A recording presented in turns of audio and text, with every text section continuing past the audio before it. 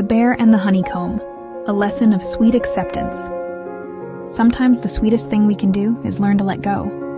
In a golden forest brushed by the gentle light of evening, a little bear named Milo wandered slowly through the tall grass. The day had been long but peaceful. Sunlight filtered through the leaves above, painting soft patterns on the forest floor. Wildflowers swayed gently as a warm breeze passed through them, carrying sweet scents that made the air feel calm and comforting. Somewhere high above, bees hummed lazily around their hives, their soft buzzing blending with the whisper of the wind. Milo took a deep breath and smiled. He loved this forest.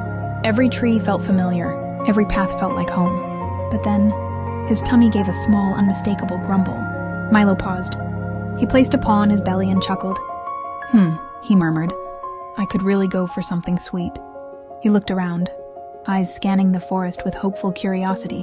The forest always provided, sometimes just not in the way one expected. As Milo pushed aside a tall blade of grass, something caught his eye. There, hanging high from the thick branch of an old oak tree, was a honeycomb, golden, glossy, dripping slowly with thick honey that shimmered in the fading sunlight. Milo froze. His eyes widened. His mouth slowly curved into a grin. That's it, he whispered in awe. That's exactly what I was looking for. The honeycomb glowed as if the sun itself had chosen to rest inside it. Tiny drops of honey slid lazily down its edges, catching the light like liquid gold. Milo's heart beat faster.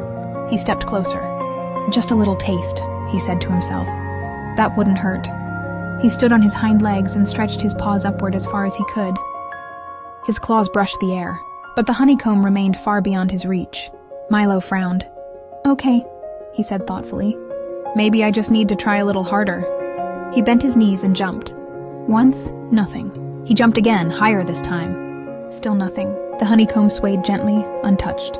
Milo landed back on the grass, breathing a little heavier now. He looked up again. The honey shimmered. The bees hummed softly nearby, calm and steady, circling their home without worry. Milo took a few steps back. All right, he said, determined. One good jump.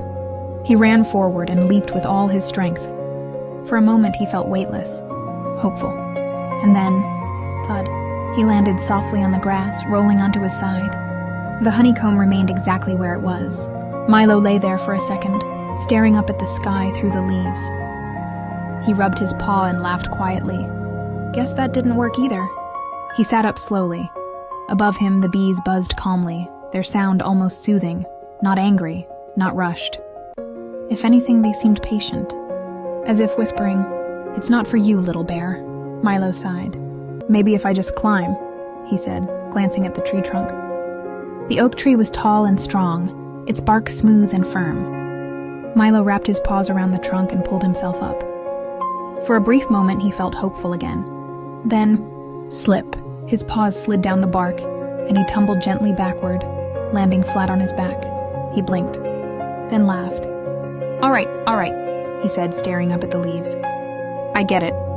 The bees fluttered closer, their humming slightly louder now, not threatening, just present. Milo slowly rolled onto his side and sat up. He looked at the honeycomb again. It still glowed beautifully, still tempting, but something inside him shifted. He didn't feel angry anymore, just tired. Milo walked over to the base of the tree and sat down in the shade. The grass was cool beneath him. The breeze brushed softly through his fur. He rested his back against the trunk and sighed deeply. You're beautiful, he whispered to the honeycomb. But maybe you're not meant for me. The words surprised him as much as they comforted him. He watched as sunlight slowly dipped lower in the sky, turning gold into amber. The forest felt quiet now, not empty, but peaceful. Milo closed his eyes for a moment. He listened. To the wind, to the bees, to his own breathing. Maybe, he said softly, some things are sweet just to look at. He opened his eyes again. And maybe the forest still has something sweet for me. With that thought, Milo stood up. He gave the oak tree one last look, not with longing, but with appreciation, and continued walking deeper into the forest. The path curved gently, leading him past tall grasses and patches of glowing moss. The light grew warmer as the sun began to set. Then, something caught his attention. A flash of red beneath a cluster of leaves. Milo stopped. He leaned closer. There, beneath a patch of wild roses, was a bush filled with ripe, ruby-red berries. Plump, shiny, perfect. Milo blinked. "Oh," he whispered. "Wow." He stepped closer, careful not to disturb the leaves. "Look at these." He picked one berry gently between his claws and held it up to the light. It glowed softly, rich and inviting. Milo hesitated for just a second. Then he tasted it. His eyes lit up. "Oh," he laughed softly. "That's all really good." He picked another, and another. Each bite was sweet in a different way, fresh, bright, satisfying. Milo sat down beside the bush, enjoying the berries slowly, not rushing, not grabbing, just appreciating. The tension he hadn't realized he was carrying slowly melted away.